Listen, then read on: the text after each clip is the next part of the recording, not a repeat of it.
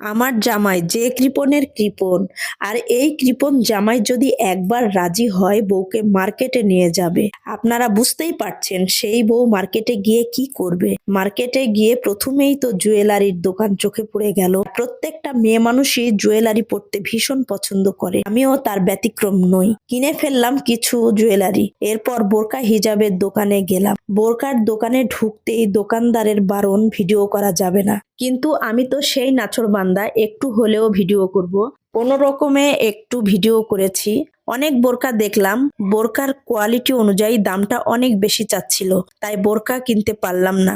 বোরকা কিনতে পারলাম না তো কি হলো, কিন্তু কিছুই যে কিনবো না এমন পাত্রী আমি নই। যেহেতু কৃপণ জামাই মার্কেটে কেনাকাটা করার জন্য নিয়ে এসেছে, তাই কিছু হিজাব কিনে নিলাম। কৃপণ জামাই বলে, তোমার তো অনেক হিজাব আছে, এত হিজাব কি করবা? আমি তখন বললাম, তুমি যত